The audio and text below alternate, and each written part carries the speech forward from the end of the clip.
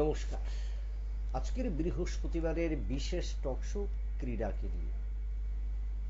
খেলাধুলা এবং মাঠ ময়দানের ব্যস্ততা সারা বছর থাকে। প্রতিটি দেশ, প্রতিটি রাজ্য, প্রতিটি অঞ্চল থেকে বিশ্বের ক্রীড়া দরবারে প্রতিনিয়ত কিন্তু খেলাধুলার বিষয়টি উঠে আসছে। তবে তার মধ্য থেকে সবচেয়ে বেশি পৃথক যেটা হলো ঘরোয়া ক্রিকেট মরশুম বলো, আর সেই ক্ষেত্রে জাতীয় এবং আন্তর্জাতিক স্তরের খেলাধুলা। তবে সেই ক্ষেত্রে 22 গজের মহারণ, 22 গজের মহাযুদ্ধ কিন্তু অনেকটাই ভিন্ন। সেই ভিন্নতা পরিলক্ষিত হয় সেটা আসমুদ্র হিমাচল থেকে যদি শুরু করি, বা কাশ্মীর থেকে কন্যাকুমারী, এই ঘরোয়া মরশুম যখন শুরু হয় সেক্ষেত্রে জাতীয় এবং আঞ্চলিক যে ক্রিকেট ম্যাচগুলো তার কিন্তু সবচেয়ে বেশি চাকচিক্য বা প্রবণতা বা উজ্জ্বলতা বহিঃপ্রকাশ হয়।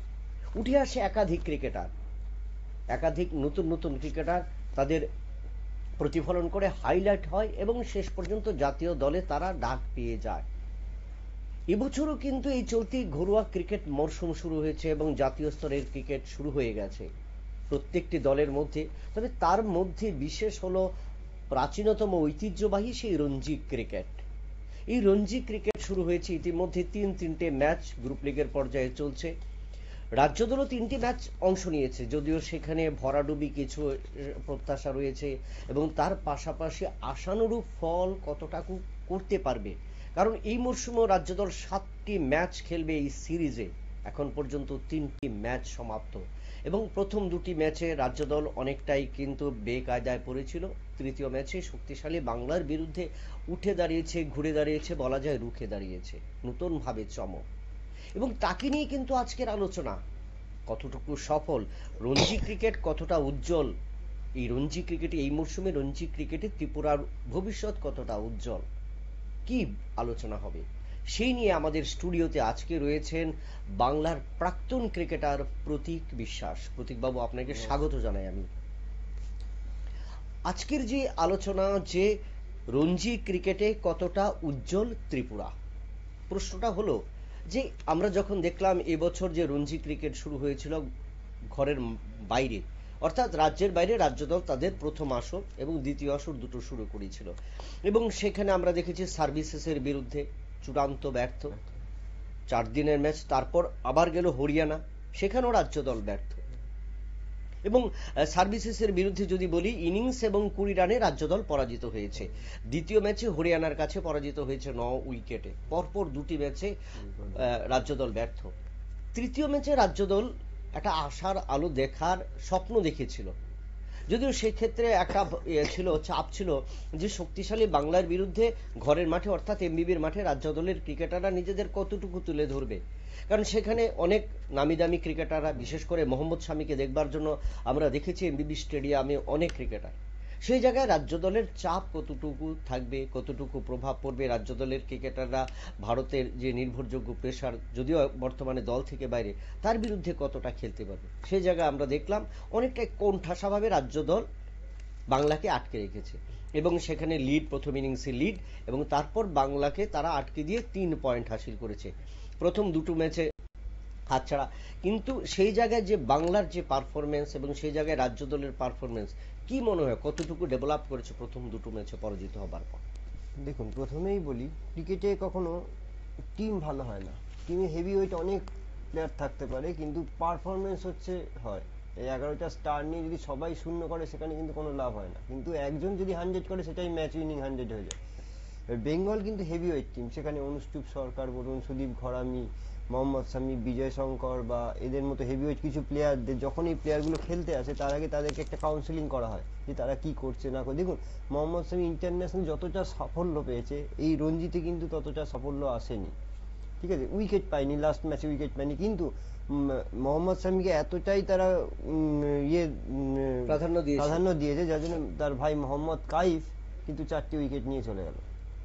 শাহবাজ আহমেদ, উনিও একটা হেভিওয়েট প্লেয়ার, ব্যাঙ্গালোর খেলেছেন একটা। তো সেখানে দাঁড়িয়ে ত্রিপুরা যখন ব্যাটে নেমেছে, প্রথম দিকে কিন্তু একটু বিপর্যয়ের মুখে পড়েছিল। হনুমা বিহারি এবং মুরা সিং লাস্ট 7 উইকেট পার্টনারশিপে একটা অনেক বড় ইনিংস, 116 রানের এবং সেখানে মুরা সিং কিন্তু সারা বছরই ত্রিপুরাকে অনেক কিছু দিয়ে যায়। সে বোলিংয়ে হোক ব্যাটিংয়ে হোক। আমরা দেখছি মুরা সিং এর মতো ব্যাটসম্যান ওই ম্যাচে অনেকটা পেছনে নেমে ম্যাচটাকে একটা জায়গায় দাঁড় করিয়েছে। ওই অপরাজিত 102 রান। 102 রান। আর মুরা সিং এর সাথে আমি আরো বেশি প্রাধান্য দেবো, দেখুন যখন কোনো সেট ব্যাটসম্যান ব্যাট করে, লার্নার ব্যাটসম্যান যদি তাকে সাপোর্ট করতে না পারে, লাস্টের দিকে যেমন রানা দত্ত, অভিজিৎ সরকার তো রান পায়নি, কিন্তু রানা দত্ত 27, ওই ইনিংসটা কিন্তু এই ম্যাচের অনেক বড় ভাইটাল ইনিংস। হনুমা বিহারীর 121 তো আমরা তার কাছে আশা করি, সে ভালো ব্যাটসম্যান, কিন্তু মুরা সিং এর সাথে রানা দত্তর ওই পার্টনারশিপে আমি দেখেছি খেলাটা, ওই জায়গাটা কিন্তু ত্রিপুরা অনেকটা সাহসিকতা অর্জন করেছে। এবং উল্টো দিকে লাস্ট ডেতে যখন ব্যাট করতে নামে তখন কিন্তু পিচ পুরো জাস্ট। তারপরে ব্যাঙ্গালোর টিমের মধ্যে হেভিওয়েট স্পিনার শাহবাজ আহমেদ অনেক বেটার বোলার, তারকে মুরা সিং যেভাবে ঠিক দেখে দেখে খেলে বেশি স্ট্রাইক ও নিয়ে। এবার বক্তব্য যে ত্রিপুরা কিন্তু প্রত্যেকটা ম্যাচের আগে চাইছে রিকভারি করতে, এবং অপোনেন্ট টিমে কারা আছে যেমন নেক্সট ম্যাচে আসছে হয়তো আসাম, সম্ভবত রিয়ান পরাগ উনি খেলতে পারেন, তো ওনাকেও সেইভাবেই কোন দিকটা উইক, কোন শট খেলতে পারে না, সেইভাবে স্পিনার অ্যাটাক কি পেসার অ্যাটাক সেইভাবে টিমটাকে গুছিয়ে না। মোদ্দা কথা হচ্ছে প্রথম দুটো ম্যাচ বিপর্যয়ের পর কিন্তু ত্রিপুরা অনেকটাই ঘুরে দাঁড়িয়েছে। এবং মোহাম্মদ সামিট, আমি এদেরকে নিয়ে এই বেঙ্গল একটা সবসময় রঞ্জির বেঙ্গল কিন্তু একটা দারুণ জায়গা তৈরি করে, তো সেখানে ভালোই খেলছে এখন ত্রিপুরা। দেখা যাক এখন কতটা কি করতে পারে বাকি ম্যাচগুলো, বাকি এখনো 3-4টে ম্যাচ আছে, আরো 4টি ম্যাচ আছে, আসামকে বা দিয়ে রেলওয়েজ আছে, রেলওয়েজও কারণ একটা লং টার্ম, হ্যাঁ একটা লং ম্যারাথনে রাজ্য দল যাবে, তারপর উত্তরাখণ্ড রয়েছে, তারপর রয়েছে রেলওয়ে এবং গুজরাট, আরো 4টি ম্যাচ আছে। আসামকে দিয়ে যদি এই বেঙ্গল টিম কিন্তু গুজরাটকে আবার হারিয়ে দিয়েছে, ভালো খেলে হারিয়ে দিয়েছে। এবং নট অনলি দ্যাট, গুজরাট কিন্তু ধরুন বেঙ্গল ফার্স্ট ইনিংসে 279 করেছিল, আর গুজরাট করেছিল 167, অনেকটাই পিছিয়ে। আবার সেকেন্ড ইনিংসে 185 অল আউট গুজরাট, আর বেঙ্গল সেটা চেস করে দেয় 8 উইকেটে। তো এবার বেঙ্গল যে টিমকে বেঙ্গল গুজরাটকে হারিয়ে দেওয়ার পরে এবার ত্রিপুরা আবার সেই বেঙ্গলকে একটা আটকে দিল। সুতরাং এবার কিন্তু ভাবতে হবে ব্যাপারটা। কারণ একটা জিনিস যদি বলি, বাংলার প্রথম দুটো ম্যাচে কিন্তু অসাধারণ পারফরমেন্স, দুটো ম্যাচে লিড নিয়েছে, দুটো ম্যাচেই তারা পুরো পয়েন্ট, সেই জায়গায় যেখানে 14 পয়েন্ট নিয়েছিল বাংলা দল, সেখানে ত্রিপুরার কাছে একটা চাপ ছিল যে দলটা 14টা পয়েন্ট নিয়ে শীর্ষস্থানে, সেই স্থানে সেই জায়গায় প্রথম দুটো ম্যাচে সার্ভিসেস এবং হরিয়ানার কাছে পরাজিত রাজ্য দল, পুরো বিপর্যয়। সেই জায়গায় ঘুরে দাঁড়ানো কি যে পরাজয়ের হেডট্রিক, অনেক পেপার বা তাদের মধ্যে ক্রিকেটারদের মধ্যেও কিন্তু একটা আশঙ্কা ছিল যে ঘরের মাটিতে তারা পরাজয়ের হেডট্রিকের সম্মুখীন হয় কিনা, এটা কিন্তু একটা বড় চ্যালেঞ্জ। সেই জায়গায় যদি আমরা দেখি যে কথাটা শুরু থেকে উঠে এসছে যে হনুমা বিহারী একটা মিডল অর্ডারে গিয়ে ভালো একটা রান করেছে, 141 রান, এবং সেই জায়গায় আপনি যে কথাটা বললেন মণিশঙ্কর মুরা সিং, একটা টেল অর্ডার ব্যাটসম্যানের সাথে রানা দত্তর সাথে একটা পার্টনারশিপ, এইটা অনেক বড়, নবম উইকেটে 61 রান, বিশাল ব্যাপার। কারণ সেই জায়গাটা কিন্তু সবচেয়ে বেশি, যতটা মণিশঙ্কর মুরা সিং ধৈর্যশালী ব্যাটিং দিয়েছে, যতটা উইকেটে তার নজর দিয়েছে বা বোলিং এর প্রতি বা ব্যাটসম্যানদের দায়িত্বটা, তার পাশাপাশি কিন্তু বলতে হবে যে রানা দত্ত একজন ব্যাটসম্যান হিসেবে নয়, বোলার হিসেবে কিন্তু সেই জায়গায় সাপোর্ট করেছে। আমি এটা খুব মানে ভালো লাগলো ব্যাপারটা, খুব লাস্টে নেমে 27 রান, এবং ওরাম বোলিং অ্যাটাকের এগেইনস্টে যে একটা স্ট্রাইক ব্যাটসম্যান ব্যাট করছে উল্টো দিকে, অসাধারণ। এটা আমি হনুমা বিহারীর 121 তো ঠিক আছে, কিন্তু ব্যাক সাইডে এই 27 রান অনেক বড় কিছু দিয়ে দিল ত্রিপুরাকে। না, কিন্তু সেই জায়গায় দাঁড়িয়ে আরো দুজন পেশাদার কিন্তু রাজ্য দলে রয়েছে। আমরা যদি দেখি সেখানে বিজয় শঙ্কর রয়েছে এবং স্বপ্নীল সিং। আমরা ধারাবাহিকতাটা যদি প্রথম থেকে ধরি, সার্ভিসেসের বিরুদ্ধে যদি বিজয় শঙ্কর 62 রান করেছিল প্রথম ইনিংসে, দ্বিতীয় ইনিংসে 8 রান, এবং হরিয়ানার বিরুদ্ধে 5 রান এবং দ্বিতীয় ইনিংসে খাতা খুলতে পারেনি। অপরদিকে স্বপ্নীল সিং প্রথম ম্যাচে সার্ভিসেসের বিরুদ্ধে দুটো ইনিংসে 2-2 4 রান, এবং পরবর্তীতে হরিয়ানার বিরুদ্ধে 44 এবং দ্বিতীয় ইনিংসে 3 রান, কিন্তু বাংলার বিরুদ্ধে ততটা নয়। তাহলে এই যে নির্ভরযোগ্য ব্যাটসম্যানরা যাদের উপর ভরসা রাখছে, পেশাদারি একটা অবশ্যই দায়িত্ব থাকে, কিন্তু সেই জায়গায় রানা দত্ত যতটা নিজেকে তুলে ধরতে পেরেছে, সেই জায়গায় কি ব্যাটসম্যান, একজন প্রাক্তন ক্রিকেটার হিসেবে আপনি খেলেছেন, বা উইকেট সম্পদে আপনাদের ধারণা রয়েছে যে প্রথম দিন বা দ্বিতীয় দিন সেটা পেস বল হোক কিংবা স্পিন, যখন উইকেট ভাঙবে বা উইকেট চৌচির হবে বা উইকেটের উপর ঘাস থেকে ময়শ্চারাইজার চলে যাবে, সেই জায়গায় ব্যাটসম্যানদের কতটুকু দায়িত্ব নেওয়া দরকার সেক্ষেত্রে, যে জায়গায় কিন্তু আমরা ব্যর্থ দেখেছি বিজয় শঙ্করকে এবং স্বপ্নিল সিংকে। কি বলবেন এটা? দেখুন, প্রথমত বলি, কিছু কিছু জিনিস আছে, আফটার টি আপনি নতুন বল ইউজ করতে পারেন, সেটা আম্পায়ার অ্যালাউ করে। এবার যেহেতু মোহাম্মদ শামির মতো হেভিওয়েট প্লেয়ার আছে, আমি জানি না ম্যাচটা, আমি ওই জায়গায় ওই সিচুয়েশনটা বলতে পারবো না যে তারা নতুন বল ইউজ করেছিল কিনা। আর মোহাম্মদ শামি তখনই এফেক্টিভ যখন পিচের উপর হালকা ঘাস থাকবে। ন্যাড়া পিচে কিন্তু মোহাম্মদ শামি কিছু করতে পারবে না, তখন আপনাকে পুরো স্পিন অ্যাটাক করতে হবে, দুটো হেডলাইট, দুটো স্লিপ। লাস্টের দিকের ব্যাটসম্যানকে মূলত তাই, আপনি যত ওকে পেস অ্যাটাক করবেন, ব্যাটারি ইনার এজ লাগবে, আউট এজ লাগবে, থার্ডম্যানের উপর দিয়ে 4 হবে, ফাইনালে ভুলভাল শট হবে। কিন্তু ত্রিপুরার এমবিবির এই পিচটায় আমি দেখেছি অতটা ঘাস নেই, সুতরাং সেই কারণেই হয়তো মোহাম্মদ শামি এতটা এফেক্টিভ হয়নি এখানে। লাস্ট ম্যাচটা দেখুন, মোহাম্মদ শামি 5 উইকেট, শাহবাজ আহমেদ 4 উইকেট, আর আর কারুর সেরকম উইকেট নেই। কিন্তু ত্রিপুরা এসে কি হলো, পুরো ব্যাপারটা টুইস্ট হয়ে গেল। স্পিনারের তো উইকেট নেই, মোহাম্মদ শামির উইকেট নেই, মোহাম্মদ কাইফ উইকেট, মানে ব্যাপারটা পিচের আবার অনেকটা ডিপেন্ড করে ওয়েদারের ওপর। সকালবেলা কতটা ডিউ পড়ছে, সেই 1 ঘন্টা কতটা ব্যাটসম্যান ক্যারি করতে পারছে। যেমন আপনাকে আমি বলি, আমরা ভুলে গেলে চলবে না, শ্রীরাম পাল লাস্ট দিলীপ ট্রফি খেলেছে কিন্তু কোনো ম্যাচে রান পাচ্ছে না। ফার্স্ট মানে এই ভাইটাল ম্যাচগুলোই রান পাচ্ছে না, দিলীপ ট্রফিতে গিয়ে উনি রান পাননি। শ্রীরাম পাল ফার্স্ট ডাউনে নেমে যদি প্রত্যেকটা ম্যাচে এরকম করে 0, 1, 2, 3 করতে দেয়, ফার্স্ট ডাউন হচ্ছে ব্যাকবোন অফ দ্য টিম। অবশ্যই তাকে মারতেও হবে, তাকে ধরতেও হবে, সিচুয়েশন তাকে কন্ট্রোল করতে হবে। First down, second down, third down, এগুলো কিন্তু ভাইটাল পজিশন। এই সব জায়গায় যতক্ষণ না বিপর্যয়ে কাটিয়ে উঠতে পারবে, তখন রানটা আমরা 300 প্লাস বা 400 এর কাছাকাছি যেতে পারবো না। কতদিন মুরা সিং ক্যারি করবে, কতদিন বিজয় শঙ্কর ক্যারি করবে, কতদিন আর কি হনুমা বিহারি ক্যারি করবে। লাস্ট ইয়ারে যেমন মনদীপ সিং ছিল, উনিও এরকম মিডিল অর্ডারে গিয়ে যখন যে ম্যাচে বিপর্যয় হয়েছে, সেই ম্যাচে মুরা সিং। আমাদের ত্রিপুরা মানে মুরা সিং, সেটা আমি সবসময় দেখেছি। আর আসাম মানে রিয়ান পরাগ। এই কিছু কিছু ইগো মানুষের উপর কাজ করে, আর তারাই দেখুন, মুরা সিং লাস্ট ইয়ার রাজস্থান রয়্যালের স্কোয়াডে ছিল, হয়তো উনি কোনো ম্যাচে চান্স পাননি, ঠিক আছে, কিন্তু আমি নিজে দেখেছি উনি ট্যালেন্টেড প্লেয়ার, উনি ট্যালেন্টেড প্লেয়ার। মানে সেটা বোলিংয়ে হোক, যেমন লাস্ট ইয়ার বোলিংয়ে নতুন বলে পার্টনারশিপ দিয়ে গেছে, কোনো না কোনো ব্যাটিং বা বোলিং কোনো একটা কিছু আমরা ওর মধ্যে পাই সবসময় ত্রিপুরার ক্ষেত্রে আর কি। না, এখন পর্যন্ত যে 3টে ম্যাচ সম্পন্ন হলো, সেখানে যদি বোলিং পারফরমেন্স যেহেতু উঠে আসছে কথা, আমরা দেখলাম যে প্রথম ম্যাচে কিন্তু মণিশঙ্কর উইকেট পায়নি, দ্বিতীয় ম্যাচে 3টি, আর দুঃখিত, দ্বিতীয় ম্যাচে 2টি এবং তৃতীয় ম্যাচে 3টি, অর্থাৎ মোট 5টি উইকেট।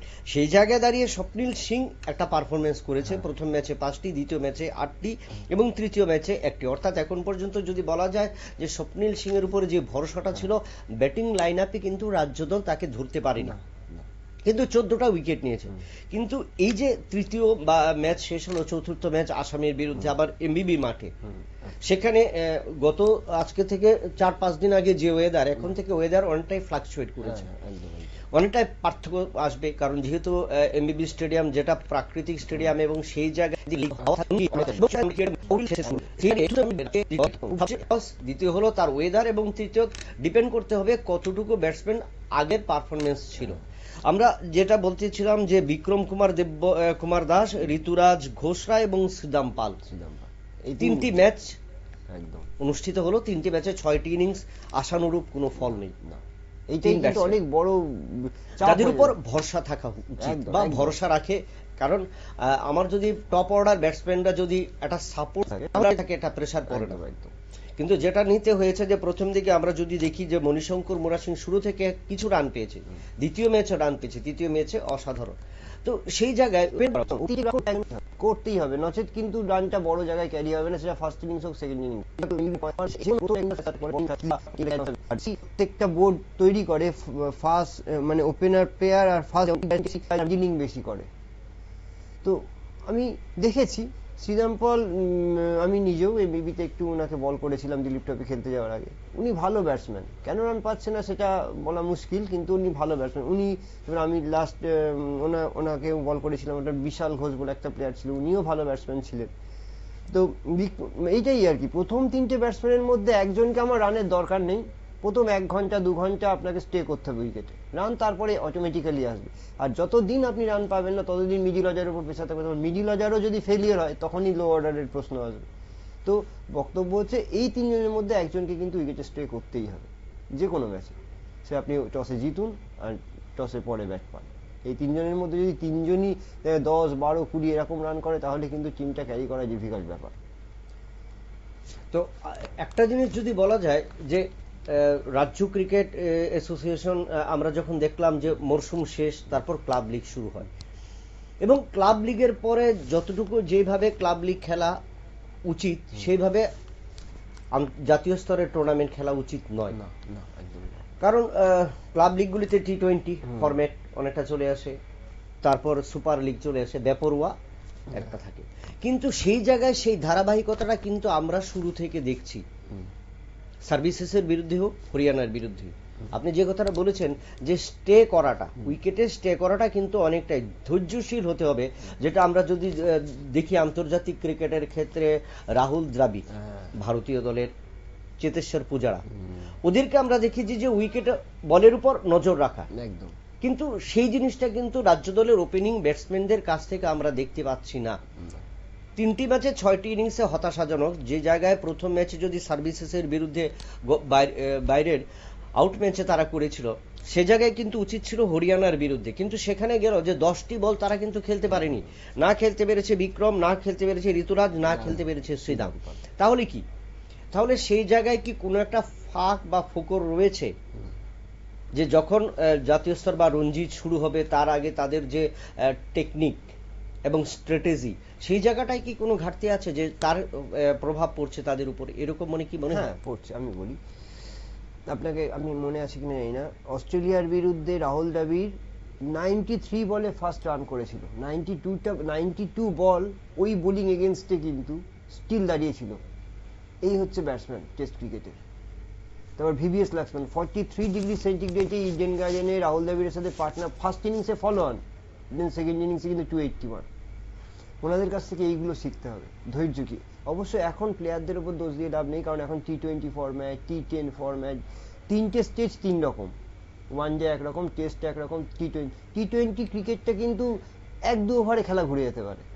কিন্তু টেস্ট ক্রিকেটে আপনি কত বড় ব্যাটসম্যান, আপনার কত ধৈর্য এবং কত আপনি টিমটাকে ক্যারি করতে পারেন, এইগুলোর উপর কিন্তু দাঁড়িয়ে থাকে টেস্ট ক্রিকেট।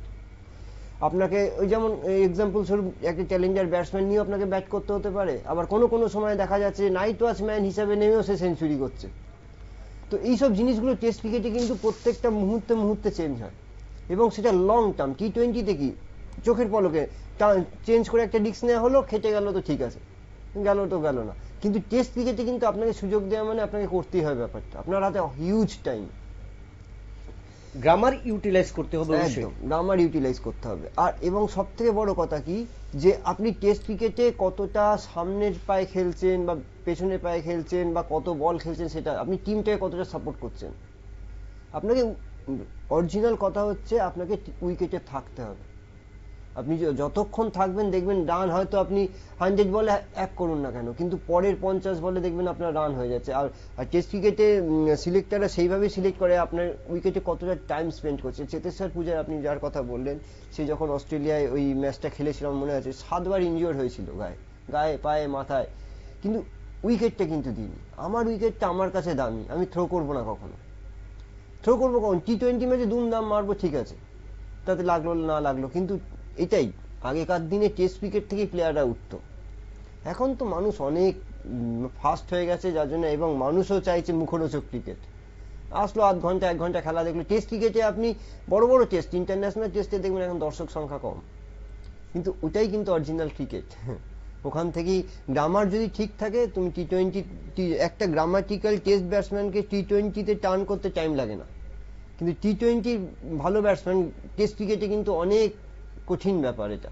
সুতরাং আমিও যখন কোচিং করাই তখন আমিও ছাত্রদের বলি, তুমি আগে গ্রামারটা ঠিক করো, তাতে যদি 5 বছর পরে গিয়ে তুমি সাকসেস পাও তাও আচ্ছা, কিন্তু যদি তুমি গ্রামার ছেড়ে প্রথমেই রানের দিকে চলে যাও, অনেক এক্সাম্পল চোখের সামনে ভেসে উঠছে। যেমন আমি কাউকে ছোট করছি না, কিন্তু সচিন বলুন, রাহুল বলুন, এরা সৌরভ বলুন, এরা লক্ষ্মণ, এরা অন্য লেভেলের প্লেয়ার, কিন্তু ধোনি অন্য লেভেলের প্লেয়ার। ধোনি শর্ট টাইমের মধ্যে অনেক কিছু দিয়ে গেল ইন্ডিয়াকে, 3টি ফরম্যাটে, হ্যাঁ, একমাত্র ক্রিকেটার। কিন্তু সচিন, রাহুল, ধোনি কিন্তু সেটাই মানে বীরেন্দ্র সেহবাগ, ধোনি, এদের এক লেভেলের ক্রিকেটার। আর ব্যাটিং যদি কপি করতে হয় বা কিভাবে উইকেটে থাকতে হয় এইসব জিনিসগুলো শিখতে গেলে ছাত্রদের বলবো first of choice Rahul Dravid, তারপর সচিন, রাহুল, এদেরকে কপি করো। তুমি কখনো টি-20 কোনো ব্যাটসম্যানকে কপি করতে যেও না। এখন varieties type of shot, Suryakumar Yadav এইসব কোনোদিন ক্রিকেটে গ্রামারে ছিল না। স্কুপ শট, লেমন কাট, এসব হয়ে প্র্যাকটিস করছে, রীতিমতো প্র্যাকটিস করে করে তাই হচ্ছে। তো আপনার প্রশ্নে আসি, প্রথম 3টে ব্যাটসম্যানের মধ্যে কিন্তু বিশেষ করে ওই যে বড় বড় সুইং বলুন, প্রত্যেকটা টিমেরই ভালো 3টে পেসার কিন্তু প্রথম দিকের 1 ঘন্টা করবে। সুতরাং সেই জায়গায় দাঁড়িয়ে আপনাকে বাড়িতে অনেক মিডলিং প্র্যাকটিস করতে হবে, অনেক ধৈর্য রাখতে হবে।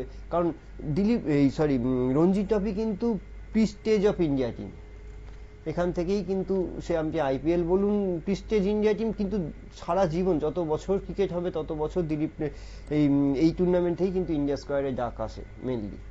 তো এটাকে প্রাধান্য তো দিতেই হবে। না, এটা ঠিক যে আপনি যে কথাটা বলছেন, কারণ আমরা এমবিবির স্টেডিয়ামে যারা দেখেছি, রাহুল দ্রাবিড় বলুন, সৌরভ গাঙ্গুলি বলুন, রবিচন্দ্র অশ্বিন বলুন, ভেঙ্কটেশ প্রসাদ বলুন, যারা ত্রিপুরাতে এসছে এমবিবির স্টেডিয়ামে খেলে গেছে, প্রত্যেকে ভালো পারফরমেন্স করেছে। দেখা গেল যে আমরা দেখেছি সেখানে রাহুল দ্রাবিড়, রবিচন্দ্র অশ্বিন, ত্রিপুরার সাথে খেলা ছিল, 6টি উইকেট নিয়েছে। আমরা পরের ম্যাচেই দেখলাম যে ইন্ডিয়া স্কোয়াডে ও ডাক পেল। তাহলে বলা যায় যে ইডেন যেরকম ভাবে ফেভার করে ক্রিকেটারদের, সেই ক্ষেত্রে বহিরাজ্যের ক্রিকেটারদের কিন্তু এমবিবি অনেকটা ফেভার করছে। সেই জায়গায় দাঁড়িয়ে আমরা ত্রিপুরার ক্রিকেটাররা কিন্তু ততটা হাইলাইট হচ্ছে না জাতীয় স্তরে। একটা বলি যে এমবিবির এই প্ল্যাটফর্ম বা রঞ্জির এই যে প্ল্যাটফর্মটা, এটা কিন্তু শাইনিং অফ দ্য ক্রিকেটার বা shining road of the cricketer, কারণ এখান থেকেই সূত্রপাত। গত পরশুদিন একটা ইন্টারভিউতে বিরাট কোহলিতে যেটা বলেছে, পরিষ্কারভাবে বলেছে যে থেকে এখন মানুষ সবচেয়ে বেশি ইন্টারেস্টেড, বলছে সেখানে গ্রামারের কোনো প্রয়োজন নেই। আমাদের যেটা যে বলা হয়েছিল যে আপনি কোন জিনিসটার ওর জোর দিয়েছেন, তখন বলেছে যে আমি সবচেয়ে আগে দেখতাম যে ব্যাটে কখন বলটা লাগবে, আমি সেটার দিকে নজর থাকতো আমার। আমি আজকে যতটুকু বড় হয়েছি, সে বড় হওয়ার পেছনে আমার নজরটা ছিল তীক্ষ্ণ নজর। প্রত্যেক ক্রিকেটার যারা উঠে আসছে, নতুন নতুন প্ল্যাটফর্মগুলো উঠে আসছে, সেখানে কিন্তু বিরাটের একটাই প্রশ্ন, আগে মার মুখী নয়, আগে নজর দিতে হবে, শ্যানু দৃষ্টিটা দিতে হবে। তাহলে কিন্তু এই জিনিসটা কি ক্রিকেটের ক্ষেত্রে একান্ত অপরিহার্য? একান্ত অপরিহার্য, যে কোনো ফরম্যাটে। আপনি টি-20তে যত কম বলে 100 করুন না কেন, কিন্তু যদি আপনি ওই জিনিসটাকে আমি অ্যাজ এ টিচার বলছি, কোনো স্টুডেন্টকে যদি আপনি প্রথম স্টেজে ওইটাকে ভালো করে না শেখান, দেখুন আমি একটু আউট অফ ক্রিকেট চাই, একটা ছাত্রকে যদি আমি না শেখাই যে এর পরে বি হয়, বি এর পরে সে, হঠাৎ করে যদি বলি তাকে অ্যাপেল লিখতে, ব্যাপারটা যেরকম একদম, তো এটাই হয়ে যাচ্ছে সেই ব্যাপারটা। আমরা মানুষও তাই চাইছি, স্টেপ বাই স্টেপ গ্রামারটাকে তুলে আনতে হবে। একদম, আপনি গ্রামাটিক্যালি ঠিক হন, আপনি সব ফরম্যাটে যে কোনো ওয়েদারে যে কোনো পিচে আপনি ব্যাট করতে পারবেন। কিন্তু মানুষ এখন চাইছে কি, ধরুন সাপোজ আজকে আমি খেলা দেখলাম না, আমি কালকে নিউজ পেপারে দেখলাম ধোনি 100 করেছে, ধোনি খুব ভালো ব্যাটসম্যান, কিন্তু আমি দেখলাম না ধোনি ওই 100 করতে গিয়ে 20খানা চান্স দিয়েছে। মানুষ চাইছে স্কোর। এইভাবে কিন্তু এই ফরম্যাটটা প্রত্যেকটাই 140 কোটি মানুষের মধ্যে এমন ভাবে চলে গেছে যে দিন শেষে মানুষ, তুমি কটা উইকেট পেয়েছো, তুমি কত রান করেছো, এটাই ভাইটাল। তুমি গ্রামাটিক্যালি কতটা ঠিক, এটা কিন্তু মানুষ এখন টাইম নেই মানুষের। কিন্তু যদি তুমি ক্রিকেটটাকে প্রফেশনালি খেলতে চাও, বড় হতে চাও, তাহলে আমি বলবো অ্যাজ এ বোলার হও, অ্যাজ এ ব্যাটসম্যান হও, তোমাকে গ্রামার আগে ঠিক করতেই হবে। তাহলে একটা বলি যে এই যে রাজ্য দলের আমরা ব্যাটসম্যানরা যাদেরকে দেখছি, যে আশানুরূপ ভাবে কিন্তু রাজ্য দলের রঞ্জি দলটা ততটা আশানুরূপ ফলাফল করতে পারছে।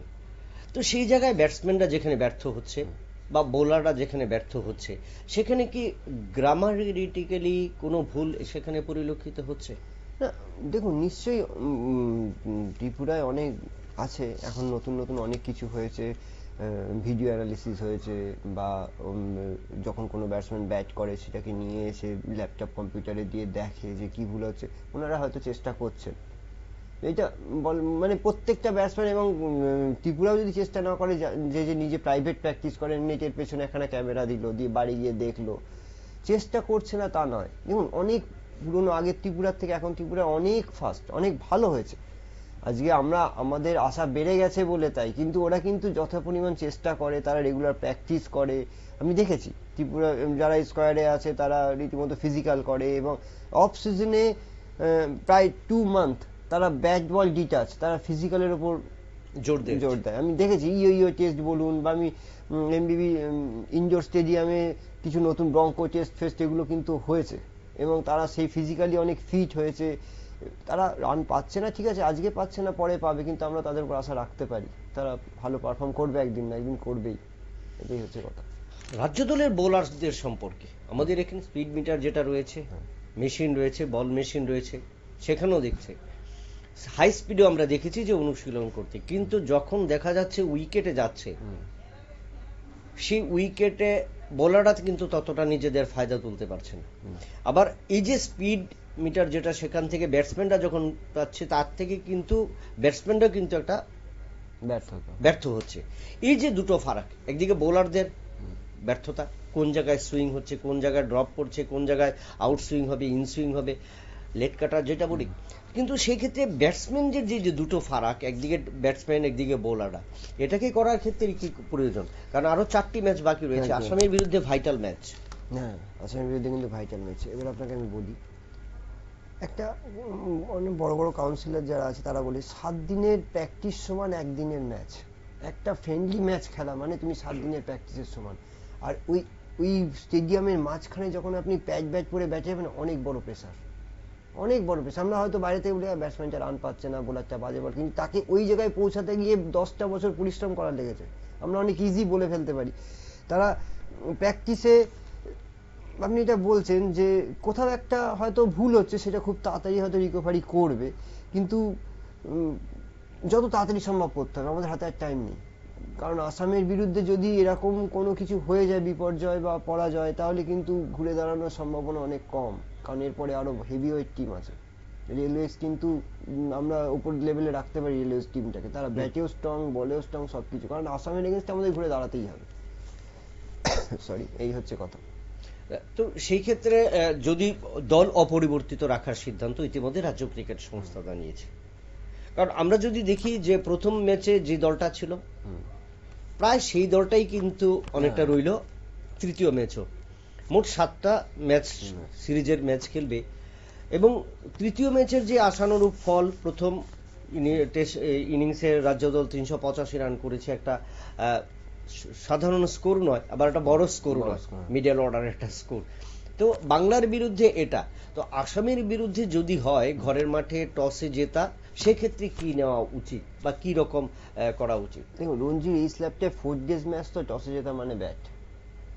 যদি না ম্যাচের আগের দিনে অঝোরে বৃষ্টি হলো বা এরম যদি কিছু না হয়, তাহলে কিন্তু নর্মাল ওয়েদার, নর্মাল সবকিছু মানে টসে জিতে ব্যাট এবং অনেক বড় রান টার্গেট নিতে হবে। 2 ডেজ কন্টিনিউ ব্যাট করো। আমরা এইসব ম্যাচগুলোকে কখনো খুব কম পার্সেন্টেজ দেখি যারা দুটো টিমই ডাবল ইনিংস ব্যাট করছে। সুতরাং আমার ফার্স্ট ইনিংসটাই কিন্তু ভাইটাল পয়েন্ট।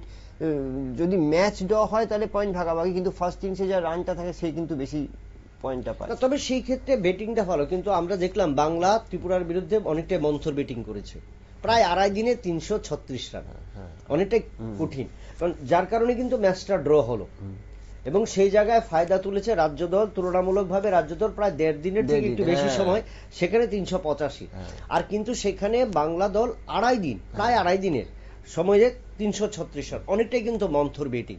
এই যে 4 দিনের ম্যাচ, আগে ছিল 5 দিন থেকে 4 দিন করা হয়েছে, সেই জায়গায় কি ব্যাটিং লাইন আপটাকে আরেকটু স্ট্রং করতে হবে না? ব্যাটিংটা একটু বেপুরা খেলতে হবে, যখন উইকেটটা ভেঙে যায়, পাস বোলিং পেস বোলারের পর অবশ্যই উইকেট ভেঙে যায়, তো মিডল অর্ডারে যখন ব্যাটসম্যান আসে তখন কি বেপরোয়া খেলা একটু উচিত, যে একটু বেশি রান হোক? এটা ম্যাচের সিচুয়েশনের উপর ডিপেন্ড করে। দেখা গেল ফার্স্ট ইনিংসে যারা ব্যাট করে তারা 2.5 ডে 2 ডে কেন ক্রস করার চেষ্টা করে, যাতে করে অপোনেন্ট টিমের হাতে শর্ট টাইম থাকে। আপনি দেখুন খেয়াল করে 336 বেঙ্গল যত ওভারে করেছে, তা সেই দিনে কিন্তু ত্রিপুরা যখন ব্যাটে নামে 78 ওভারে 278 ফর লস অফ 7, তার মধ্যে 5টা ব্যাটসম্যানের রান নেই, প্রথম সারির 5টা ব্যাটসম্যানের রান নেই। তার মানে আপনাকে দেখতে হবে, আমি সেদিনকে ম্যাচটা খুব ভালো করে পরে দেখেছি নেটে, কোনো ব্যাটসম্যানের কিন্তু রান মানে স্ট্রাইক রেট 50 নিচে নেই। তার মানে আপনাকে প্রত্যেক 2 বলে কিন্তু 1 রান নিয়েছে, হিসাব তো তাই দাঁড়াচ্ছে। এবং একমাত্র হনুমা বিহারী ছিল 210 বলে 121, উনি ওই জায়গাটা ধরে রেখেছে বলেই কিন্তু বাকি ব্যাকআপটা হয়েছে। যদিও বললাম 5টা ব্যাটসম্যান ব্যর্থ, এর মধ্যে যদি একটা ব্যাটসম্যান 50 করতো তাহলে মুরা সিং এর থেকে কাজটা অনেক ইজি হয়ে যেত। এইসব জিনিসগুলো কিন্তু ম্যাচের সিচুয়েশনে এবং কোচ বা যারা থাকে তারা কিন্তু এই জিনিসগুলোকে হ্যান্ডেল করাচ্ছে। যেমন আপনাকে আমি লাস্ট ইয়ারের একটা এক্সাম্পল দিচ্ছি, মুম্বাই 78 for 5 ছিল, মনে আছে কিনা জানি, সেখান থেকে শার্দুল ঠাকুর কিন্তু রানটাকে ক্যারি করে, সিদ্ধার্থ লেদের মতো ব্যাটসম্যান সেও নামলো 7 ডাউন। ম্যাচের সিচুয়েশন কিন্তু এইগুলো হচ্ছে, এই জন্যই কোচ, এই জন্যই আর কি আপনাকে তৎক্ষণাৎ রণনীতিটাকে একটু পরিবর্তন একদম সিচুয়েশন ওয়াইজ কিন্তু আপনাকে পরিবর্তন করতে হবে। কারণ না হলে কিন্তু প্রতিপক্ষের বোলারদের কাছে চাপ থাকে যে ধারাবাহিকভাবে ওই ব্যাটসম্যানটা আসবে, কিন্তু সেই ক্ষেত্রে কন্টাক্ট লেন্সটা বা কন্টাক্ট জিনিসটা সেটা থেকে দূরে সরে যায়। এটা ইন্টারন্যাশনাল লেভেল থেকে শিখতে হবে। যেমন ওই ওই সেই ফিরে আসে সেই লক্ষণের 241, উনি কিন্তু ফার্স্ট ইনিংসে নট আউট ছিলেন, সেকেন্ড ইনিংসে ইন্ডিয়ার মনে হয়, আমি ঠিক শিওর না, সদ্গোপাল রমেশ আউট হওয়ার পরেই ফার্স্ট ডাউন লক্ষণ, কিন্তু হিসাব কিন্তু তা ছিল না, হিসাব ছিল থার্ড ডাউন লক্ষণ, সেকেন্ড ডাউন দ্রাবিড়। এটাই হচ্ছে ক্রিকেট, একটু স্ট্র্যাটেজিটাকে পরিবর্তন করতে হবে। একদম একদম। তো এবার বলি, আমরা প্রথম যে বাংলার বিরুদ্ধে যে ম্যাচ এমবিবিতে ফার্স্ট হয়েছে সেখানে 4 নম্বর উইকেটে 22 গজে খেলা হয়েছে। চতুর্থ যে ম্যাচ সেটাও এমবিবিতে, কিন্তু সেই ম্যাচ আর খেলা হবে না। এবার বাছাইয়ের ক্ষেত্রে যে একই দল রাখা হয়েছে, সেই দলে যদিও পিচ কিউরেটরদের সাথে কথা বলা যে তারা এখন কিছু বলেনি, আগামী 2-1 দিনের মধ্যে যেহেতু 8 তারিখে ম্যাচ, সেই জায়গায় তারা তখন জানাবে। রাজ্য দলও তাদের জানাবে অবশ্যই। এখন যদি রাজ্য দল প্রথমে টসে জয়লাভ করে, উইকেটে ঘাস রয়েছে বা যে সমস্ত বোলাররা এখন রয়েছে, মুরা সিং, অভিজিৎ সরকার, স্বপ্নিল সিং, বিক্রম দেবনাথ, পারভেজ সুলতান, তাদেরকে নিয়ে কি করা উচিত? প্রথমে টসে কি ব্যাট করা উচিত না বোলিং করা উচিত? বললাম ম্যাচের আগের দিন দেখতে হবে আপনাকে। পিচ তো তৈরি হয়েই গেছে, পিচ আপনি দেখে টিম ঠিক করতে পারবেন যে এটা স্পিন সহায়ক কি পেস সহায়ক কি, কিন্তু তার আগের দিনের ওয়েদার যদি উল্টো কথা বলে তাহলে কিন্তু আপনাকে সেই রাতের মধ্যে টিমটা চেঞ্জ করতে হবে। যদি দেখা, ওই যে বললাম ওয়েদারের উপর অনেক কিছু ডিপেন্ড করে, অনেক কিছু, এবং সেখানে দাঁড়িয়ে দেখা গেল যে ওয়েদার যদি ঠিক থাকে তাহলে অ্যাজ ইউজুয়াল সেম, এইটা ভালো খেলছে টিম, এখানে ব্রেক করার কোনো প্রয়োজন, মানে আমার মতামত এটা আর কি। এবার ওনারা যা ভাবছেন, এবার সেটাই বলছি যে টসে জেতা মানে ব্যাট ফার্স্ট, এটা বড় রানের একদম ফ্রেশ মাইন্ডে ফ্রেশ লেগে ব্যাট করো, অনেক রান করো, এটাই হচ্ছে শেষ কথা। তুমি 2 দিন 3 দিন যতদিন খুশি ব্যাট করো, কিন্তু বিপর্যয় হয়ে গেলে কিন্তু তোমাকে রুখে দাঁড়াতেই হবে। আর আমাদের দেয়ালে পিঠ থেকে গেছে, এখন আর হারার তো প্রশ্নই নেই। ফার্স্ট ইনিংসে টার্গেট নিতে হবে 350 প্লাস 400 প্লাস এরকম। আসাম ব্যাটিং লাইন কিন্তু যথেষ্ট ভালো, এবং আমি জানি না কতটা কি ব্যাপার, রিয়ান পরাগ হয়তো আসবেন না, হয়তো ইন্ডিয়ান এই টিমে হয়তো উনি ডাক পেয়েছেন, সুতরাং উনি হয়তো অ্যাবসেন্ট থাকবেন। এটা ত্রিপুরার কাছে একটু। আর বাংলা যখন প্রথম দুটো ম্যাচে জয়লাভ করেছে তখন থেকে কিন্তু বাংলার চেঞ্জ হয়েছে, 3-4 জন পরিবর্তন। তাহলে কি বাংলা ত্রিপুরাকে আন্ডার এস্টিমেট করেছিল? এটা বলা মুশকিল, এটা কোন টিম, আমি কখনোই বলবো না বাংলা ত্রিপুরাকে আন্ডার এস্টিমেট করেছে, কারণ আমরা দেখেছি অধিনায়কও পরিবর্তন, অধিনায়কও পরিবর্তন, অনুষ্টুপ থেকে আপনার থেকে পোরেল গেছে। সো অনুষ্টুপও ভালো ব্যাটসম্যান, উনি যথেষ্ট এজড, বা মুরা সিংও এজড, কিন্তু এইগুলো বলা মুশকিল যে কে কাকে আন্ডার এস্টিমেট করছে, কে কাকে। জিম্বাবুয়ের কাছে অস্ট্রেলিয়া হেরেছে, কেনিয়ার মতো টিম একটা ওয়ার্ল্ড কাপে সেমিফাইনাল খেলেছে। এইগুলো ক্রিকেট আনসার্টেন গেম, যে কোনো মুহূর্তে যা কিছু হয়ে যাবে। আপনাকে প্রত্যেকটা প্রতিপক্ষকে স্ট্রং ভাবতে হবে, সে ক্যাজুয়াল হোক আর যাই হোক। তো এটা সেটাই বলছি আর কি। এবার কঠিন গ্রুপে ত্রিপুরা, এখন পর্যন্ত 3 পয়েন্ট, 3 ম্যাচ শেষে, সামনে 4টে ম্যাচ। এর মধ্যে আসাম, রেলওয়ে, উত্তরাখণ্ড, গুজরাট, একটা লং টার্ম লং ম্যারাথন, 4টি ম্যাচ। এই 4টি ম্যাচে অন্তত 2টো ম্যাচে জয় বা 3টে ম্যাচে যদি জয়লাভ করা যায় রাজ্য দলের পক্ষে, তাহলে কিন্তু সম্ভব হবে একটা ফোকাস করা জাতীয় স্তরে রাজ্য দলে।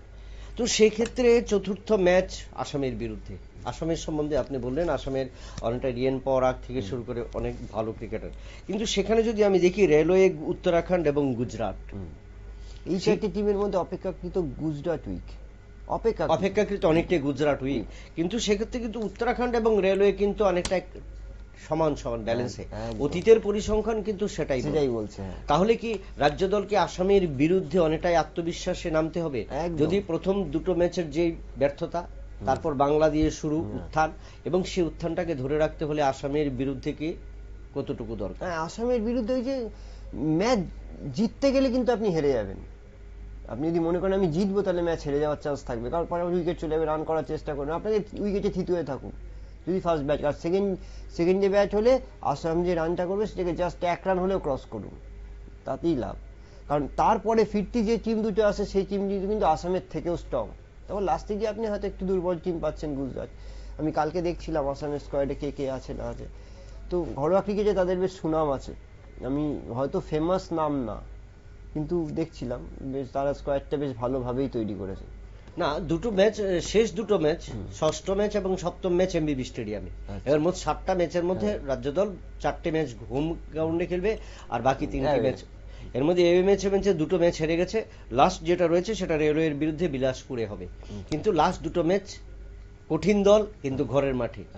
এই জায়গায় রাজ্য দলের কি অ্যাডভাইস করবেন যে প্রাক্তন ক্রিকেটার হিসেবে ঘরের মাঠটাকে? ঘরের মাঠে আমাদের প্রত্যেকটা প্লেয়ার কিন্তু এটাই তাদের হোম গ্রাউন্ড, তারা প্রত্যেকটা ঘাস চেনে, প্রত্যেকটা পিচ চেনে, তারা সবকিছু জানে। সেইখানে অ্যাডভান্টেজটা কিন্তু ত্রিপুরা পাবে। এবার ত্রিপুরা অপোনেন্ট টিমকে কতটা আটকে রাখতে পারবে কি না পারবে সেটা দেখুন, হোম অ্যাডভান্টেজ, দর্শক অ্যাডভান্টেজ সবই ত্রিপুরা পাবে।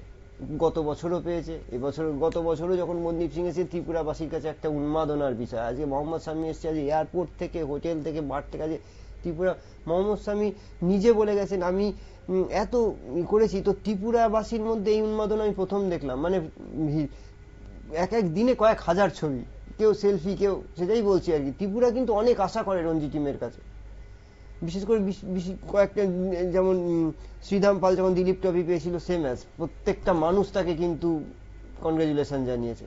হয়তো পারেনি কিছু করতে, আমি দেখেছি উনি ফার্স্ট ডাউন নেমে হয়তো রান পাননি, সে তারপরে নেমে ঈশান কিষান রান করে গেছে। তো আপনি আপনার জীবনে একটাই সুযোগ আসবে, সেটাকে আপনাকে ইউটিলাইজ করতে হবে। আর এমবিবি স্টেডিয়ামে প্রত্যেকটা প্লেয়ার সারাটা বছর কি ইনডোর কি আউটডোর প্র্যাকটিস করে, তোমাকে ওই অ্যাডভান্টেজ যদি তুমি না ইউজ করতে পারো, তাহলে সেটা সব থেকে বড় ফেলিওর। লাস্ট দুটো ম্যাচ যতই হার্ড টিম থাক না কেন, তুমি মাঠের গ্রাউন্ডের ফেসিলিটিটা কিন্তু তোমাকে নিতে হবে, জিততেই হবে। আসাম তো ঘুরে দাঁড়াতে হবে। পরবর্তী ফিরতি ম্যাচ দুটো কিন্তু রেলওয়ে আর একটা যেটা বললেন স্ট্রং টিম, ওই দুটো কিন্তু আপনাকে একটু সমঝে খেলতে হবে, পরিষ্কার কথা। এই দুটোর মধ্যে উত্তরাখণ্ড এবং গুজরাট ঠিক আছে, যেমন গুজরাট এখনো অব্দি সেইভাবে, তবে সেই ক্ষেত্রে রেলওয়ে এবং উত্তরাখণ্ডের বিরুদ্ধে যদি রাজ্য দল এটা আশানুরূপ ফল করতে পারে, তাহলে কিন্তু একটা প্রত্যাশা থাকবে কিন্তু এই বছর। এবং এই ক্ষেত্রে প্রথম ক্ষেত্রে যারা ওপেনিং ব্যাটসম্যানরা, তাদেরকে যেমন একটু স্বাভাবিকভাবে খেলতে হবে, বা নিজেদের ছন্দ বা নিজেদের গতি বা নিজেদের যে টেকনিক, সেই টেকনিকটাকে কিন্তু ঘরের মাঠে ইউজ করতে হবে। একদম এটা মানে সবচেয়ে গুরুত্বপূর্ণ, যেটা বলেছিলাম যে আমরা যদি বলি যে দিনের শুরুতে প্রথম ক্লাসটা যদি ভালো হয়, দিনটাও ভালো যায়। তো সেক্ষেত্রে আমার মনে হয় বিক্রম, ঋতুরাজ এবং শ্রীদাম একটা গুরু দায়িত্ব নিতে হবে। এবং পেস বোলারদের ক্ষেত্রে মণিশঙ্কর তো রয়েছে, তার উপর একটা অনেকটা ভরসা, কারণ একটা চাপ, 11টা খেলোয়াড়কেও খেলাবে, তারপর নিজের পারফরমেন্স। এবং অন্যদিকে কিন্তু আমি যদি বলি, যাদেরকে এবার পেশাদারিত্বে নেওয়া হয়েছে বা পেশাদারি হিসেবে আনা হয়েছে, একটা বিরাট অর্থ দিয়ে আনা হয়েছে, তাদের কাছ থেকেও কিন্তু রাজ্য ক্রিকেট সংস্থা আশা করতে পারে, একদম অনেক কিছু আশা করে। কারণ টপ যদি বলা যায় যে এখানে প্রত্যেকেরই অভিজ্ঞতা রয়েছে, যেমন বিজয় শঙ্করের রয়েছে, হনুমা বিহারী রয়েছেন এবং স্বপ্নীল সিং, যেটা যে কথাটা আপনি বলেছিলেন যে জাতীয় স্তরে তাদের কিন্তু অনেকটা নাম রয়েছে, কিন্তু আজ রাজ্য দলে আসার পরে কিন্তু তাদের কাছ থেকে সেটা আসছে না। তাই সেই জায়গাটা কি লাস্ট একটু বলে দিই। দেখুন, বিজয় শঙ্করকে মেনলি নেওয়া হয়েছে একজন অলরাউন্ডার হিসাবে। লোয়ার অর্ডারে যদি ব্যাটিং বিপর্যয় হয়, উনি ঠেকাবেন। হনুমা বিহারী কিন্তু অ্যাজ এ ব্যাটসম্যান, ওনাকে রান করছে, উনি রান করতে হবে, তার সাথে কোনো বিকল্প কথা নেই। আর হচ্ছে স্বপ্নীল আপনার বিজয় শঙ্কর, ওপরে 5 জন, নিচে 5 জন, মাঝখানে উনি। আপনাকে ওপর দিকের ব্যাটসম্যানকে নিয়েও রান করতে হতে পারে, নিচের দিকের ব্যাটসম্যানকে নিয়েও রান করতে হতে পারে। তো রাজ্য তো সেইভাবে তাদের কাছে আশা করেই নিয়ে এসছে, আপনাকেও সেভাবে প্রিপারেশন নিয়ে নামতে হবে আর কি। অবশ্যই, কারণ যে রাজ্য দল রঞ্জি খেলছে ঘরের মাঠে, খেলবে মোট 7 ম্যাচের সিরিজে 4টি ম্যাচ খেলবে, একটি ম্যাচে জয়লাভ করেছে। আগামী 8 তারিখ থেকে আসামের বিরুদ্ধে চতুর্থ ম্যাচ, এবং আগামী জানুয়ারি মাসে 2026 সালে আরো দুটো ম্যাচ, একটা হলো উত্তরাখণ্ড এবং একটা হলো গুজরাট। তবে এখন দেখার বিষয়, এই 7 ম্যাচ শেষে রাজ্য দলের ঝুলিতে রয়েছে বর্তমানে 3। শেষ পর্যন্ত কোথায় গিয়ে শেষ করে রাজ্য দলের ক্রিকেটাররা? 40 লক্ষ মানুষ এবং রাজ্যের ক্রিকেট প্রেমীরা কিন্তু সেদিকে তাকিয়ে। তাই বড় চ্যালেঞ্জ, আজকে বলে দিই যে এখানেই কিন্তু রাজ্য দলের বড় চ্যালেঞ্জ ঘুরে দাঁড়াবার, এবং রাজ্য রঞ্জি দলটাকে আরো কিভাবে এগিয়ে নিয়ে যাওয়া যায় এবং আগামী প্রজন্মের কাছে নিজেরা কিভাবে আরো ফোকাস বা হাইলাইট হওয়া যায়, সেটাই কিন্তু একটা বড় প্রশ্ন চিহ্নের মধ্যে। আবারও প্রতীকবাবু, আপনাকে অনেক অনেক ধন্যবাদ আমাদের আজকের এই আলোচনায়। যে আলোচনায় আমরা রঞ্জি ক্রিকেটে কতটা উজ্জ্বল ত্রিপুরা, সেটা কিন্তু আমরা দেখব আগামী জানুয়ারি মাস পর্যন্ত। আজ এই পর্যন্ত, নমস্কার।